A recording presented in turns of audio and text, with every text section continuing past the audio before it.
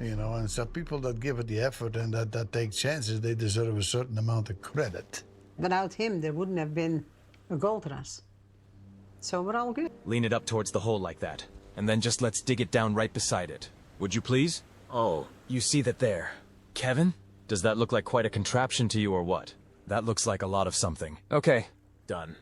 Let's go. From the purchase of this innovative machine that was put together by a renegade miner, to the difficult task of dragging this massive machine for hundreds of miles so that it could help the veteran miner and his team reach their gold-extracting targets for the season. Let us see what Tony Beets did when he discovered an abandoned gold wash plant during Gold Rush. Looks like we're back to observing these gold miners and their crew as they try to make the most of their time in the mines at the Yukon. We all know that it can't be easy, but the likes of Parker Schnabel, Rick Ness, and Tony Beets must take advantage of the fact that gold is currently on an all-time high when it comes to its value. Just take a look at Fred Lewis, who is facing the biggest mining decisions of his mining career. Then there is Rick Ness, of course, who is forced to deal with the shocking events that took place while he and his growing crew were out there searching for gold. As such, he is forced to make decisions that he never knew he would have to face. Even Parker Schnabel is forced to risk it all, as he and his mining crew decide to explore some new ground for the gold that they all covet. They are all aware of the fact that mining is no joke, so they must do all they can to extract all the gold that they can find. That is probably why Tony was excited when he came across a contraption that looked like it would change the course of his gold mining endeavors forever. As the others struggle with the many issues that one would face while they work in the capacity of being mine bosses of their own companies, we have the legendary Tony Beets and his crew who are currently getting ready to get to business while at Dawson City. The veteran mine boss was about to set off on his favorite activity, a helicopter ride. Who doesn't love helicopter rides?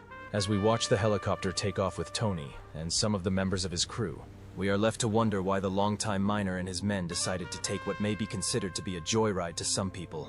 After all, some may think they do not deserve such a treat. At that point in time, Tony and his crew were halfway through the season, and they had only been able to collect about a third of their target gold haul of 3,000 ounces. While it may provide some solace to the fans who may be worried about what this veteran miner may be up to, learn that he was only on this helicopter ride because he was on his way to find a way to supplement his team's shortcomings. That's the only thing he can do if he's going to make the most of the record. High gold prices that he and the other gold miners had been noticing in the market. Apparently, they had never been this high, and it would be silly to miss out on this opportunity to make a lot of money. In order to boost their earnings, Tony and his crew decided to follow a lead to a mobile wash plant that may have been abandoned in the middle of the wilderness. With the use of this helicopter, they were hoping to locate this massive machine so they could make use of it themselves. Who could blame them? Look at this 35-ton trauml that was designed by an innovative maverick of a gold miner about 3 decades ago. The gold miner was going to make one of the most accommodating and the most efficient wash plants that had ever been designed. And one can see that thanks to the 40-foot drum that it comes with and the wheels that are used to run it. Alas, this may have been a machine that was more of an idea, rather than one that would be a prime example of execution, because it only ran for about a year before it was abandoned by those who made use of it. Well, Tony had a lot of ideas for this innovative piece of equipment because Tony had spent almost $500,000 purchasing it. Bold move by the veteran miner. Despite the fact that it may have only been used for one mining season, it was clear that Tony was excited by this magnificent-looking wash plant. Not only was it massive and imposing in nature, the machine also looked like it may have been very well built by the designer of the machine. Even the wheels that were fixed on it seemed to stand the test of time, as it still looked like it would be an easy machine to maneuver despite its massive size. Aside from this, once one knows how this machine works, they would easily be able to understand why Tony couldn't stop singing praises when he came across this innovative machine. When one sees how it processes the pay dirt that is fed into it, they would be impressed as to how it spits the tailing right out of the back of the machine. Thanks to the 4 giant wheels that are fixed onto it, the machine can easily be maneuvered after it has sluiced everything within range. That way it could move on to the next location so that it could continue sluicing through another load of pay dirt. Like a kid looking at a new toy, it is clear that Tony is in love with this wash plant. While consulting with other members of the team, it is clear that he can see no reason as to why the 35-ton trauml couldn't change their fortune. Considering that it still looks to be in decent shape, it is clear why Tony decided to take the risk of purchasing this ingenious machine. With this in mind, Tony is eager to relocate the machine so that they could put it together in time for them to continue with their operations. Considering how mobile it is supposed to be, it may even be easier than moving a dredge. At least that's what Tony and the guy thinks. Once they came to this decision that this may change their fortune during this already somewhat disappointing season, Tony relayed how he couldn't resist getting the machine, especially after the owner was forced to stop asking for his original price of about $1 million. Now that he was able to buy the trauml for $400,000 or so, this may prove to be the bargain of the season, and he was delighted with the steel that he was able to get his hands on. You gotta try this sit, because otherwise one of these days you're going to go home and wonder why the seat you didn't do it. You can afford to do it. It would work. Bingo! Let's just hope that they would be able to use this machine to extract the remaining 2/3 of their target for the season. Once Tony was back at his camp at Paradise Hill, he quickly put together a crew of 7 men so that they could help him use a ton of equipment to get the trauml on the road. As a result, he was forced to put all other operations to a halt while he was dealing with this task of dragging the trauml back to camp. Sure, it may cost them about $60,000 per day, but with luck, they may be able to make it back as soon as the trauml is operational. You gotta spend money to make money. With Mike, Tony's son and the crew's heavy equipment specialist at the wheel, it looked like the guys were ready to accomplish their mission for the day. As they hit the road, Mike shared that the hardest part of this task may be to get their things across on the ferry.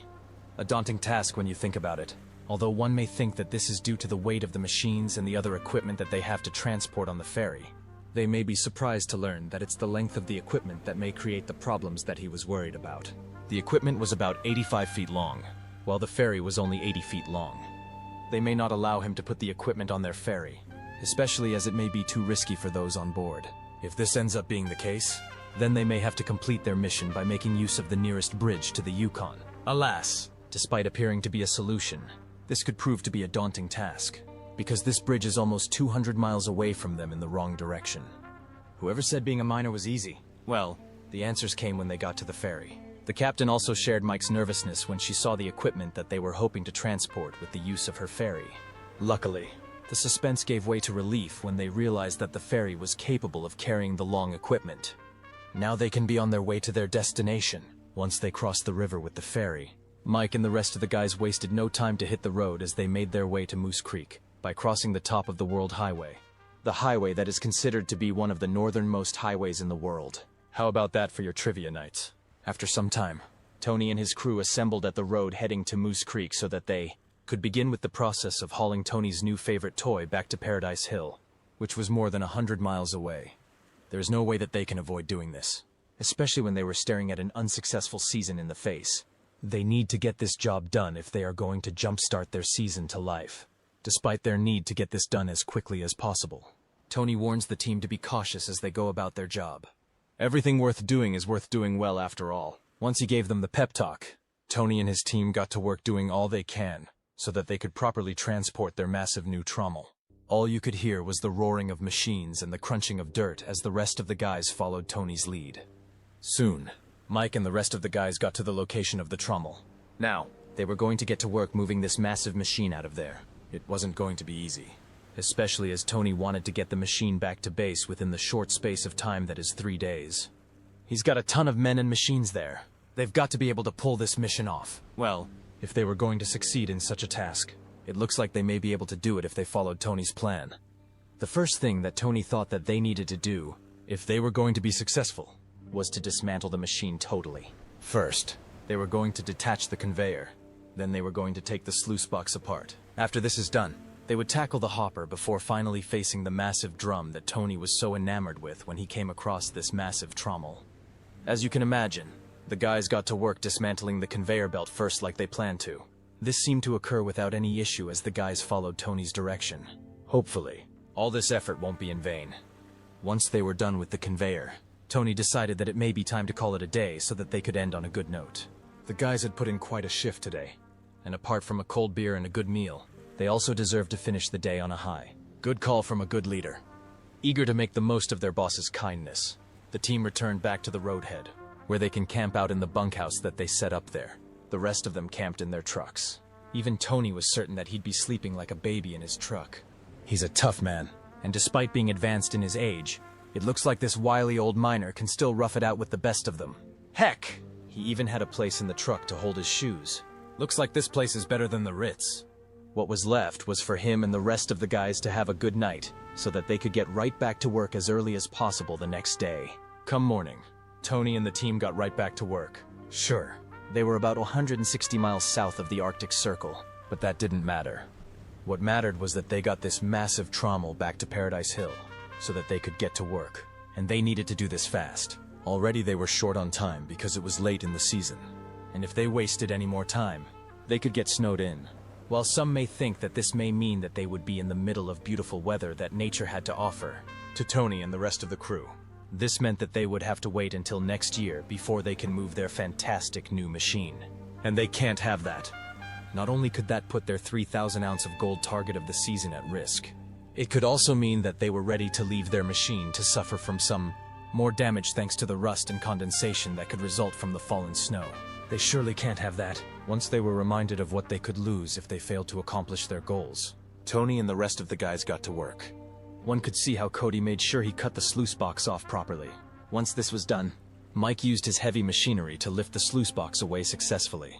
The work didn't end because now it was time to lift the 20-ton-foot drum so that they could get this show on the road. Boy, to be a miner, to achieve this, Tony's plan is to retract the hydraulic support so that the trauml would rest on its wheels. This would allow the team to lift the drum, which in turn would allow them to pull the frame out from underneath the drum. We thought these guys were only supposed to mine gold. Well, this task is clearly not an easy one, especially after they noticed that there was a steel plate that had been welded onto one of the legs of the machine. This was done to hold up the frame. This in turn will take off some of the pressure from the hydraulics. Well, it looked like if they were going to get anywhere with this, they were going to have to see this thing off. This wasn't a difficult decision to make. And before long, the team went to work cutting this thing off. Sure, they had to be careful so that they do not cause any damage to their equipment or themselves, but such is the nature of their work. Soon, they were reminded that this was dangerous work because as they were cutting off the steel plate, Jordan Eagles saw his life flash before his eyes when the machine adjusted to its loss of support. Luckily, everything was okay, so Tony, in his brash way, helped the team laugh the little incident off before continuing on with their work. Considering that they were 2 days into this relocation job, one can see how Tony was constantly eager to get his boys and girls going so that they could get out of there. It was actually a wonder to watch as the veteran mine boss was able to direct his team to do what they needed to do to get this work done. Thankfully, they had access to some of the best machines that money could offer, as well as some of the most skilled hands in the business. Once the machine was disassembled, Tony was delighted to see that the next phase of the project was within reach. Once they were ready, they looked set to make their way back to Paradise Hill. In order to do this, however, they had to get the drum and other parts of the trauml on the road onto the highway. In order to do this, they created parts on the pieces of the machine so that they could attach them to chains which would hold them in place as they were being transported. They needed to get this done within the space of 3 hours so that they don't have to get this done as dusk falls onto the land. Fortunately for them, things seemed to go on without a hitch, and before long, they were actually on their way. That said, they had to take care not to get over-exuberant, because if they overspend or hit any rocks or pebbles on the road, they could end up experiencing a ghastly accident. No! In this situation, slow and steady may actually win the race. One can see how dangerous this is because, as they traveled, one side of Mike's truck went up in the air. He better take his time, especially as he was yet to overcome the many miles of switchbacks that he was going to have to face if he was going to make it back home. Unfortunately, Mike would experience some problems when they came across some slushy road. Before long, his tires were rotating in the mush in the road, and as such, he found that he needed the assistance of the rest of the team. Once they were able to drag him out of the mess with their heavy equipment, Mike found that he was now on his way to make this trip once more. Teamwork always makes the team work. Once they overcame that obstacle, Mike and the rest of the team found that they were able to get the truck out of Moose Creek within the 3-day time limit that they gave themselves. Great job! Now the next thing to do was to get the trauml into a truck so that they could make the trip over to Paradise Hill, where they could use it to change their fortunes for the rest of the season. Can you imagine they were even able to do this before they became subject to the whim of the elements? Tony himself was clearly delighted that they were able to do it before the rain or the snow fell. As such, now that they had done the hardest part, there was nothing that could stop them from getting this machine home. Even if it eventually rained or snowed the next day, Tony believed that they were not going to let such things slow them down, and rightly so.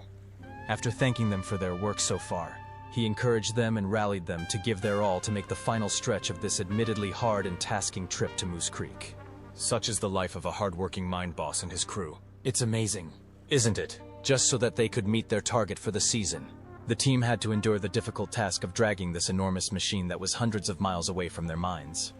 Even if we can ignore the difficulty of making such a hard trip, we can't ignore the fact that this was still some sort of gamble and that we hoped that it would help them extract about 2,000 ounces of gold before the season is over.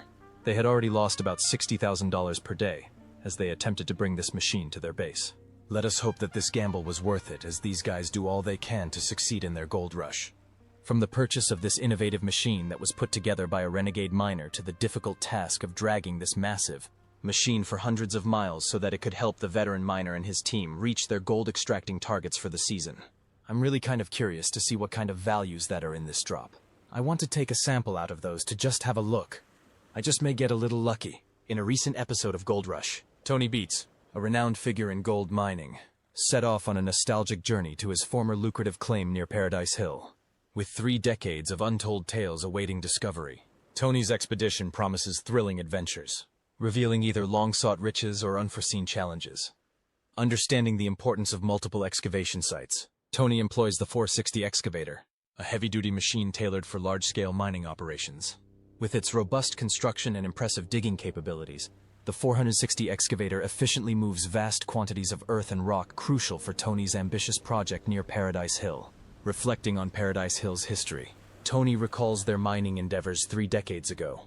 Faced with disposing of excavated soil, they deposited overburden, the layer covering potential pay dirt rich in gold and silver, onto a designated area of the hill. This led to the accumulation of 50,000 yards of overburden, equivalent to filling 15 Olympic-sized swimming pools, showcasing their enduring pursuit of minerals. My mind is pretty much well made up. If we stripped this and we slushed this, that could be a nice little piece, really. It's almost kind of like a piggy bank that I left behind 30 years ago. Tony now faces the task of reshaping the mountain to access lucrative pay dirt buried within, reflecting on past excavations and strategizing to reach the desired depth. Despite the challenges, Tony remains optimistic, cheered by the favorable conditions of high gold prices and low fuel expenses, which bode well for profitability. As Tony and his team press on with their excavation efforts, their aim is to reveal the untouched virgin ground, characterized by lighter-colored gold-laden gravels beneath the overburden. Tony exercises caution, drawing from years of experience that taught him to approach each potential discovery with a balanced perspective. Tony's assessment of the landscape combines knowledge and intuition, allowing him to determine whether excavated ground is virgin or not. We're getting some gravel, which would be a good sign, but that doesn't necessarily mean that there's virgin ground. His keen eye spots white gravel, indicating gold's presence amidst worthless brown gravel, hinting at a lucrative pay streak. Determining its length, ranging from 10 to 40 feet, requires a methodical approach despite uncertainties. Tony remains confident in the pay streak's value, despite the need to remove 50,000 yards of overburden. He sees this excavation as akin to unlocking a forgotten piggy bank filled with millions in gold. Inviting his daughter Monica to Paradise Hill, Tony reflects on past mining activities, admitting uncertainty about their previous work's extent. Tony's expertise in assessing landscapes allows him to distinguish between excavated ground that contains gold and barren soil. As the week unfolds, Tony and his team make remarkable strides in mining the piggy bank cut. The Beets family gathers to assess their achievements and tally the amount of gold extracted. Monica reveals the extensive efforts involved, with 4 rock trucks dispatched round the clock, underscoring the scale of their operations. Tony, the driving force behind the project, hopes to secure a minimum of 85 ounces to offset the excavation costs. With each gold nugget carefully weighed, the resulting total surpasses expectations, eliciting jubilation among the team as they exceed their target. Well, we'll see. Costs a bit to put a D10 in there for a couple of days, though. I know fuel's low right now, but it still adds up. I know. Sometimes you gotta gamble a little bit, dude, but I'll take the chance on it. Value of the gold extracted from the piggy bank cut exceeds $185,000, a significant sum by any measure. Although Tony had envisioned a larger haul, he acknowledges the outcome is pretty good, recognizing that mining inherently involves risks and uncertainties. Reflecting on the results, Tony emphasizes that success in mining, like any other industry, often requires taking calculated risks. Despite the challenges, he expresses contentment with the outcome, affirming his acceptance of the inherent uncertainties in the mining profession. He attributes the success of the operation to the dedication and hard work of his team, underscoring the importance of patience amidst challenges. The mining endeavors at Paradise Hill exemplify the Beets family's perseverance and resilience in pursuing their goals. Despite encountering obstacles, They triumphed through unity and determination, ultimately achieving profitability. As the mining season progresses, Tony Beets evaluates the current state of their operation, noting the promising season thus far. With gold prices ranging between 1,700 and 1,800 per ounce, Tony sees a significant opportunity for profit. He asserts that there is sufficient data supporting their ability to at these price levels. Despite a delayed start to the season, Tony is confident they can make up for lost time and capitalize on the favorable market conditions. Tony's confidence is bolstered by the success of the mega cut, which he anticipates could yield up to 3,000 ounces of gold. Meanwhile, his son, Mike Beets, ensures the sluice plant operates at full capacity, processing 350 yards of pay dirt per hour. The sluice plant, essential equipment in mining operations, efficiently extracts gold from silt using a sluice box, a testament to their commitment to maximizing productivity. See that? Loaded with it. Look at that. There's a lot of gold in there. It's actually exciting. Oh, you're all excited now? Additionally, Tony explores other potential sources of rapid profits on Paradise Hill, recognizing their importance in maximizing income and meeting seasonal objectives. Despite extracting 100 ounces of gold from the piggy bank cut, Tony acknowledges the need for more to fulfill their seasonal targets. While the hunker cut yielded a significant amount, it fell short of meeting their requirements. Tony adopts a strategic approach by investigating the old-timers' tailings, remnants of previous mining activities left by miners who operated in the region before him. Fascinated by these tailings for some time, Tony believes the current high gold prices present an opportune moment to study and leverage them. On Paradise Hill, the Beets family makes a significant discovery, a substantial mound of gold-rich tailings left behind by past miners. Unlike other deposits, these tailings are conveniently accessible on the surface, requiring no removal of overburden. Tony is thrilled by this find, noting that they can simply collect the tailings and process them through the sluice plant. Having been previously sluiced, the tailings are devoid of clay and other impurities, facilitating easier processing.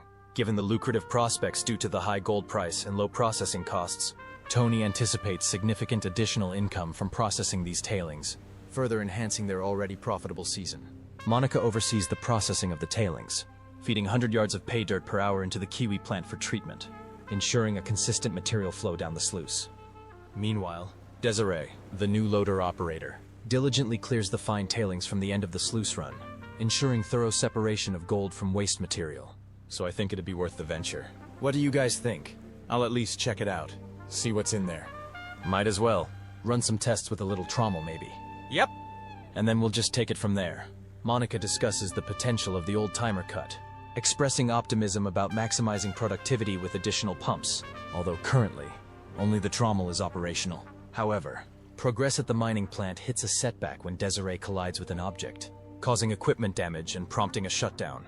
Tony Beets underscores the severity of the situation, highlighting that each hour the remains out of service equates to nearly $2,000 in losses. Kevin Beets, a crucial member of the Beets family known for his mechanical expertise, quickly arrives to assess the damage and identify the root cause of the problem. Following a thorough examination, Kevin determines that the issue stems from the operator accidentally hooking the cable with the bucket while in motion, causing a beam to be dragged forward and creating a twist in the run. To rectify the problem, Kevin proposes straightening the bent bar and adjusting the angle on the run, tasks requiring precision and technical knowledge. Despite the repair process taking longer than expected, resulting in 8 hours of downtime for the facility, the crew eventually resumes operations once the repairs are completed. Monica expresses particular enthusiasm for the potential of the old-timer cut, recalling their initial sluicing efforts before the technical difficulty arose and eagerly anticipating the results now that the issue has been resolved. With the plant back in operation, the crew focuses on ramping up productivity and making up for lost time. Kevin shares Monica's excitement, expressing curiosity about the findings from the old-timer cut and the possibility of uncovering overlooked treasures. He acknowledges the effectiveness of the tiny trauml in the past and remains optimistic about recovering a substantial amount of gold. As the trauml drum rotates, agitating the material inside, smaller particles fall through the holes, while larger particles are retained and transported to the end of the trauml, illustrating the mechanics of the processing operation. This method effectively separates precious gold from the surrounding material. With the plant operational again, the team diligently processes the material from the old-timer cut, carefully analyzing each scoop of dirt to segregate gold from unusable material. Despite the labor-intensive and meticulous nature of the operation, the crew remains steadfast in their goal of maximizing gold recovery. Throughout the day, The plant runs smoothly without encountering further technical issues. On Paradise Hill, the Beets family convenes to assess Tony's treasure hunt among the old-timers' tailings. Before delving into the results, they weigh the gold recovered by passing pay soil through Mike's trauml in the mega cut. Tony aims for a season target of 3,000 ounces, equivalent to 107 ounces per week. However, they fall short, yielding only 143 ounces, valued at $287 per ounce. Transitioning to the old-timers' tailings, Monica details the challenges they faced, including a shutdown and loader issues. Despite setbacks, they managed to run the plant for 4 hours. Tony typically aims for 1 ounce of gold per 100 yards, but with these tailings, he anticipates making a profit with only half that amount. Tony expresses contentment with 1 or 2 ounces from the 400 yards, but the actual outcome exceeds his expectations. After weighing the gold extracted from the tailings, they uncover a total of 22 ounces, valued at $7,400, validating Tony's suspicions regarding the potential of the old-timers' tailings. The family rejoices in the results, deeming it a successful endeavor. The success of the old-timers' tailings serves as a source of inspiration for the Beets family, motivating them to further explore the region for additional opportunities. Satisfied with the outcome, they express their intent to continue their activities in the area. However, the following day at Paradise Hill, they encounter a significant setback as they assess the damage to their trauml. To fully assess the extent of the damage, Tony's crew must undertake the labor-intensive task of removing the trauml. Tony instructs Mike to begin by raising the trauml, maneuvering the conveyor out of the way before lifting the 40-ton barrel. Kevin acknowledges the challenges involved in disassembling and moving the trauml, noting that it has not been moved in over a decade. He remains hopeful that once the barrel is on the ground, they can better evaluate the damage and determine if it can be repaired. Their immediate priority is securely removing the barrel from its current position, which Mike accomplishes with cautious handling. Upon closer inspection, Kevin discovers concerning issues with the trauml, including 80% of the wedges being broken and cracks in the rings, one of which is on the verge of snapping off. He emphasizes that the trauml cannot be used in its current condition, as a snapped-off portion would render it unusable. The news is disheartening for Tony and his team, as the trauml is a crucial equipment for their mining operation. Without it, their ability to process pay dirt and extract gold is severely hampered. Tony acknowledges the severity of the problem and recognizes that repairing or replacing the trauml will require significant time, effort, and resources. Despite this setback, they remain determined to achieve their seasonal target of 3,000 ounces and are committed to overcoming this challenge to continue their successful mining operation at Paradise Hill. As the Beets family evaluates the damage to the trauml, Tony considers repair options. He suggests that with 4 or 5 welders, they could quickly resolve the issue, but Kevin points out the shortage of available welders. Tony then proposes utilizing 2 welders, one on each side, but Kevin dismisses the idea due to the lack of manpower before the season's end. Tony expresses dissatisfaction, questioning if they will have to halt their mining efforts. Kevin's response is disheartening, as he acknowledges the limited staff and time remaining in the season, making it impossible to repair the trauml in time to meet their objectives. After a season of diligently maintaining every machine on the hill, Kevin reflects on the challenges they faced, admitting that despite their best efforts, they have reached a point where overcoming the obstacles ahead seems impossible. He expresses concern about their ability to conduct a proper cleanup at the end of the season, as the trauml is crucial for processing pay dirt and extracting gold. As the mining season draws to a close, Ruby and cousin Mike join the Beets family for the final gold weigh of the season. Despite the challenges, Ruby acknowledges that they had a highly successful season overall. The family gathers around the scale, prepared to witness the results of their efforts and dedication. However, their aspirations are thwarted when the trauml malfunctions, before they can sluice the entire payload, impacting their ambitions for setting a new season record. Tony sets a goal of reaching 400 ounces to break the 5,000-ounce season record. After careful counting, Mike delivers the final tally. 694, 2 ounces, valued at $1, 2 million. The glory hole exceeds expectations, yielding the greatest gold haul of the season and propelling the Beets family to new heights. Their total gold tally for the season reaches an astounding 5,295 ounces, shattering their previous record and marking their first $9 million season. Tony expresses his delight, emphasizing his satisfaction with the outcome, reflecting on their success. Mike and Kevin, now in leadership roles as head of cutting and chief mechanic, have played crucial roles in Tony Beets' achievements. Their dedication, perseverance, and astute decision-making have all contributed to the family's prosperous season. Looking ahead, the Beets family plans a trip to Mexico, eagerly anticipating a change of scenery and a well-deserved break after a demanding season. They look forward to enjoying the pleasant weather and resting before gearing up for the upcoming mining season. 1 month later, a gold miner approaches Tony Beets seeking to borrow equipment. Tony, noticing that their 25-ton kiwi plant has been idle and rusting all season, sees an opportunity and decides to rent it out to the miner at Dominion Creek, 20 miles away. Tony gathers his top staff from the 80 pup cut to undertake the task. They begin by securing the plant with chains to ensure stability during transportation.